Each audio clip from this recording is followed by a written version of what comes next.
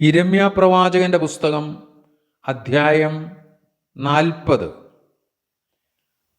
അകമ്പടി നായകനായ നെബൂസറദാൻ യിരെമ്യാവെ രാമയിൽ നിന്ന് വിട്ടയച്ച ശേഷം അവൻ യഹോവയിങ്കിൽ നിന്നുണ്ടായ അരുളപ്പാട്: ബാബേലിലേക്ക് പിടിച്ചുകൊണ്ടുപോയവരായ യെരൂശലേമിലെയും യഹൂദായിലെയും സകല ബദ്ധന്മാരുടെയും കൂട്ടത്തിൽ അവനെയും ചങ്ങല കൊണ്ട് ബന്ധിച്ചിരുന്നു.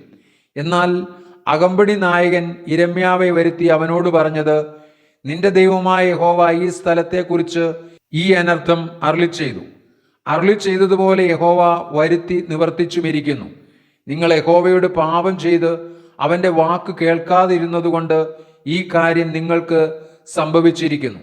ഇപ്പോൾ ഇതാ, നിന്റെ കൈമേലുള്ള ചങ്ങല ഞാൻ ഇന്ന് അഴിച്ച് നിന്നെ വിട്ടയക്കുന്നു. എന്നോടുകൂടെ ബാബേലിൽ പോരുവാൻ നിനക്ക് ഇഷ്ടമുണ്ടെങ്കിൽ പോരുക, ഞാൻ നിന്നെ നോക്കും. എന്നോടുകൂടെ ബാബേലിൽ പോരുവാൻ അനിഷ്ടം തോന്നിയാലോ പോരേണ്ട. ഇതാ, ദേശമൊക്കെയും നിന്റെ മുമ്പാകെ ഇരിക്കുന്നു. നിനക്ക് ഇഷ്ടവും യോഗ്യവുമായി തോന്നുന്ന ഇടത്തേക്ക് പൊയ്ക്കൊള്ളുക.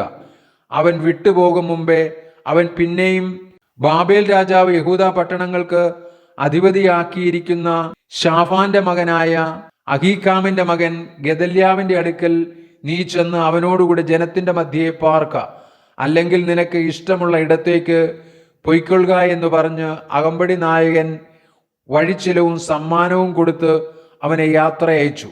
അങ്ങനെ യിരെമ്യാവ് മിസ്പായിൽ അഹീക്കാമിന്റെ മകനായ ഗെദല്യാവിന്റെ അടുക്കൽ ചെന്ന് അവനോടുകൂടെ ദേശത്ത് ശേഷിച്ചിരുന്ന ജനത്തിന്റെ ഇടയിൽ പാർത്തു. ബാബേൽ രാജാവ് അഹീക്കാമിന്റെ മകനായ ഗെദല്യാവെ ദേശാധിപതിയാക്കിയെന്നും ബാബേലിലേക്ക് പിടിച്ചുകൊണ്ടു പോകാത്ത ദേശത്തിലെ എളിയവരായ പുരുഷന്മാരെയും സ്ത്രീകളെയും പൈതങ്ങളെയും അവനെ ഏൽപ്പിച്ചു എന്നും നാട്ടിൻപുറത്തുണ്ടായിരുന്ന എല്ലാ പടത്തലവന്മാരും അവരുടെ ആളുകളും കേട്ടപ്പോൾ അവർ മിസ്പായിൽ ഗെദല്യാവിന്റെ അടുക്കൽ വന്നു. നെഥന്യാവിന്റെ മകനായ ഇശ്മായേൽ, കാരേഹിന്റെ പുത്രന്മാരായ യോഹാനാനും യോനാഥാനും, തൻഹൂമത്തിന്റെ പുത്രനായ സെരായാവും, നെട്ടോഫാത്യനായ യഫായിയുടെ പുത്രന്മാർ, മയഖാത്യന്റെ മകനായ യസന്യാവ് എന്നിവരും അവരുടെ ആളുകളും തന്നെ. ശാഫാന്റെ മകനായ അഹീക്കാമിന്റെ മകൻ ഗെദല്യാവ് അവരോടും അവരുടെ ആളുകളോടും സത്യം ചെയ്തു പറഞ്ഞതെന്തെന്നാൽ: നിങ്ങൾ കൽദേരെ സേവിപ്പാൻ ഭയപ്പെടരുത്, ദേശത്തു പാർത്ത് ബാബേൽ രാജാവിനെ സേവിപ്പിൻ, എന്നാൽ നിങ്ങൾക്ക് നന്നായിരിക്കും. ഞാൻ നമ്മുടെ അടുക്കൽ വരുന്ന കൽദേർക്ക് ഉത്തരവാദിയായി മിസ്പായിൽ വസിക്കും. നിങ്ങളോ വീഞ്ഞും പഴവും എണ്ണയും ശേഖരിച്ച് പാത്രങ്ങളിൽ സൂക്ഷിച്ച് നിങ്ങൾ കൈവശമാക്കിയ പട്ടണങ്ങളിൽ പാർത്തുകൊള്ളുവിൻ.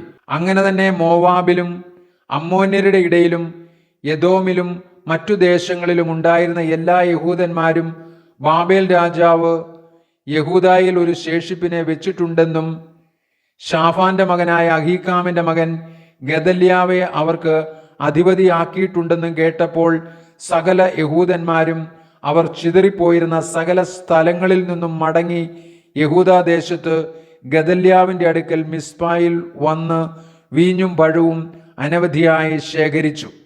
എന്നാൽ കാരേഹിന്റെ മകനായ യോഹാനാനും നാട്ടിൻപുറത്ത് പാർത്തിരുന്ന എല്ലാ പടത്തലവന്മാരും മിസ്പായിൽ ഗെദല്യാവിന്റെ അടുക്കൽ വന്ന് അവനോട്: നിന്നെ കൊന്നുകളയേണ്ടതിന് അമ്മോന്യരുടെ രാജാവായ ബാലീസ് നെഥന്യാവിന്റെ മകനായ ഇശ്മായേലിനെ അയച്ചിരിക്കുന്നു എന്ന് നീ അറിയുന്നുവോ എന്ന് ചോദിച്ചു. അഹീക്കാമിന്റെ മകനായ ഗെദല്യാവോ അവരുടെ വാക്ക് വിശ്വസിച്ചില്ല. പിന്നെ കാരേഹിന്റെ മകനായ യോഹാനാൻ മിസ്പായിൽ വെച്ച് ഗെദല്യാവോട് രഹസ്യമായി സംസാരിച്ചു: ഞാൻ ചെന്ന് ആരും അറിയാതെ നെഥന്യാവിന്റെ മകനായ ഇശ്മായേലിനെ കൊന്നുകളയട്ടെ. നിന്റെ അടുക്കൽ കൂടിയിരിക്കുന്ന എല്ലാ യഹൂദന്മാരും ചിതറിപ്പോകുവാനും യഹൂദായിൽ ശേഷിച്ചവർ നശിച്ചു പോകുവാനും തക്കവണ്ണം അവൻ നിന്നെ കൊല്ലുന്നത് എന്തിന് എന്ന് പറഞ്ഞു. എന്നാൽ അഹീക്കാമിന്റെ മകൻ ഗെദല്യാവ് കാരേഹിന്റെ മകൻ യോഹാനാനോട്: നീ ഈ കാര്യം ചെയ്യരുത്, നീ ഇശ്മായേലിനെ കുറിച്ച് ഭോഷ്കു പറയുന്നു എന്ന് പറഞ്ഞു.